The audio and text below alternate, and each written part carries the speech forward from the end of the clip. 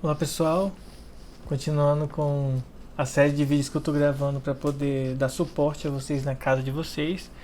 Continuando no capítulo 3, a gente vai estudar o movimento uniforme. E qual que é a característica do movimento uniforme? É um movimento que acontece em linha reta e, mais importante que isso, a velocidade desse corpo é constante. Vamos para o mapa mental para a gente entender melhor quais são as características que a gente precisa ficar atento no movimento uniforme. Nesse tipo de movimento, a gente precisa ter atenção a 4 pontos que eu vou elencar aqui de acordo com esse mapa. Primeiro, a posição. Segundo, a aceleração. Terceiro, velocidade e gráfico. Não necessariamente nessa ordem, mas a gente vai seguir a ordem que está aqui, que é a posição. Vamos lá. Primeira coisa que a gente precisa identificar na posição é que a posição no movimento uniforme, ela depende do tempo, por isso que é chamado de função horária. A função horária da posição, ela varia de forma linear, ou seja, se alguém tiver dúvida em relação à variação linear, volta no capítulo 2 do livro, porque lá a gente trabalha uma parte, a gente trabalhou em sala de aula uma parte que era simplesmente verificar essa variação linear tanto na função quanto no gráfico. Então a posição ela tem uma formulazinha que representa ela. Olha só, aqui nós temos de uma maneira maior, mais visível, que a equação da posição ou equação dos espaços, ela é o espaço igual ao espaço inicial mais a velocidade vezes o tempo.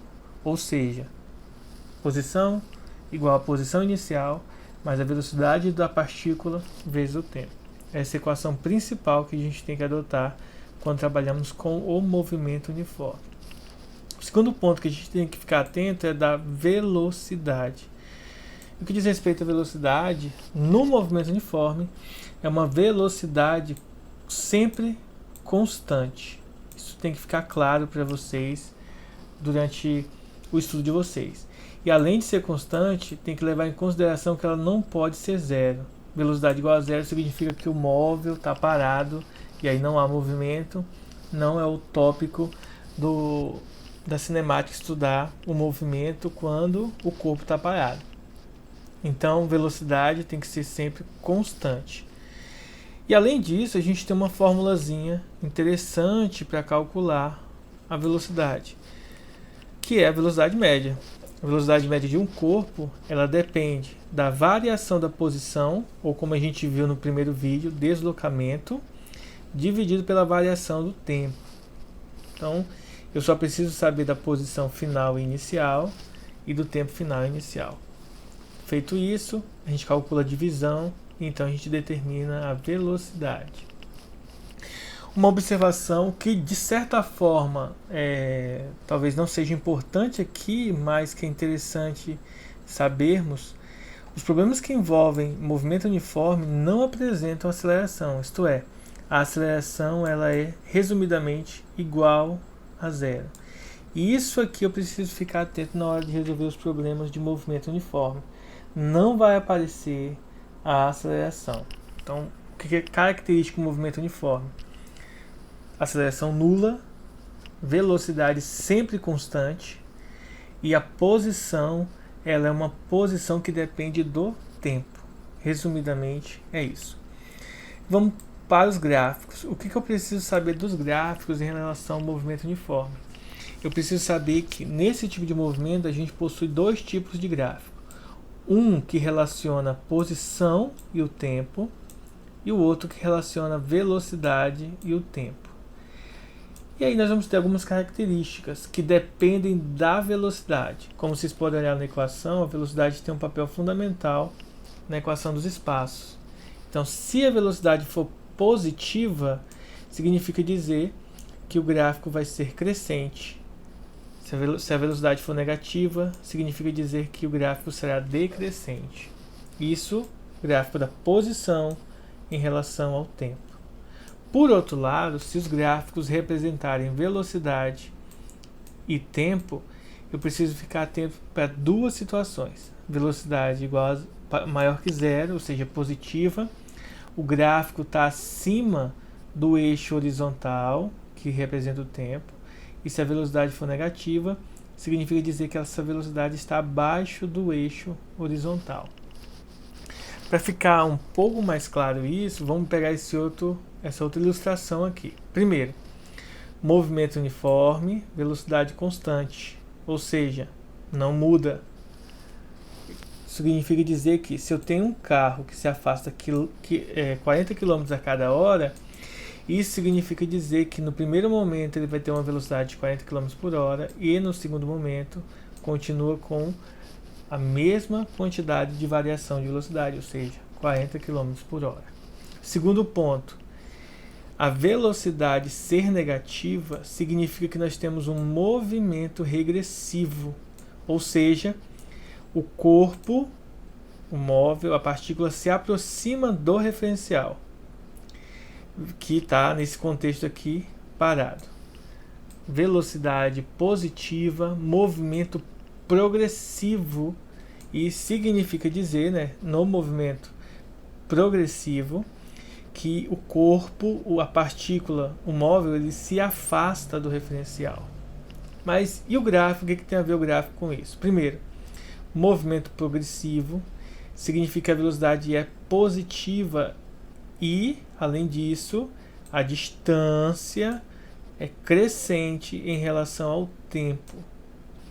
Já no movimento regressivo, que se aproxima do referencial, o gráfico vai ser decrescente. Isso para os gráficos de distância com relação ao tempo. Não confundir o gráfico da distância, que é uma reta para cima ou para baixo, com o gráfico da velocidade, que são retas horizontais, ou acima do eixo x ou abaixo do eixo x, que nesse caso aqui está representado pela letra T de tempo. E por fim, uma observação importante: os corpos no movimento uniforme percorrem espaços iguais, que em intervalos de tempos iguais. Isso acontece porque, se o tempo é o mesmo e a velocidade não muda, então obviamente a distância não vai mudar também, porque a gente tem aqui 3 valores, então se não muda a velocidade nem o tempo, consequentemente a distância tem que ser a mesma. Vamos ver então como que a gente aplica essas fórmulas. Bom, o primeiro exemplo vai ser um exemplo de velocidade média, que diz respeito ao seguinte: uma partícula se desloca 5 km a cada 10 segundos. Então vamos determinar a velocidade média em metros por segundo. A primeira observação aqui é os dados. O ΔS, que é o deslocamento, desloca 5 km, indica para a gente que nós temos 5.000 metros, fazendo a conversão de quilômetros para metros. Quilômetro é 1.000 metros, então só multiplicar por 1.000. E o tempo é dado por 10 segundos. Usando então a fórmula deslocamento sobre tempo, 5.000 dividido por 10, corto zero, sobra só 500 metros por segundo. Então, se eu sei isso, aplico isso na fórmula, determino de forma bem simples como calcular a velocidade média. O segundo exemplo é o exemplo da equação principal, que é a equação dos espaços. A função horária do espaço de um carro em movimento retilíneo uniforme é dada pela seguinte expressão: x igual a 100 mais 8t. Determine em que instante esse móvel passará pela posição 260 metros. Temos a equação, que nós vamos relacionar com a equação dos espaços, que é o seguinte: posição igual a posição inicial mais a velocidade vezes o tempo. Comparando essa fórmula com essa fórmula original, temos que o x representa a distância, a posição, o 100 é a posição inicial, veja que ele está sem variável, e a velocidade é o 8, que está multiplicando o tempo.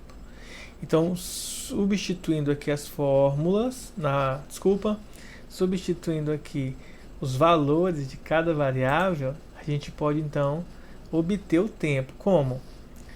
Primeiro, a fórmula dada na questão é 100 mais 8t. Se eu pego o 100 e passo para o outro lado, subtraindo, já que ele está somando, depois o 8 dividindo, nós vamos ter que o tempo ele é x menos 100 dividido por 8. Então é só substituir nessa expressão os valores. 260 menos 100 dividido por 8, que aqui, resumidamente, dá 20 segundos. Aqui é importante ressaltar que você pode simplesmente montar, substituir logo aqui e ir resolvendo passo a passo a equação da forma como você achar mais conveniente. Estou escolhendo isolar as variáveis, no caso aqui a variável tempo, para depois que eu substituir os valores, eu simplesmente fazer conta simples, sem precisar resolver as equações do modo tradicional que geralmente a gente faz quando está resolvendo as equações em matemática. Para a gente diferenciar um pouco do estilo e modelo de equações que aparecem na matemática com as equações que aparecem na física. Então, é basicamente isso. Deem uma estudada, deem uma lida. E aí as perguntas, as dúvidas, mandem no grupo do WhatsApp.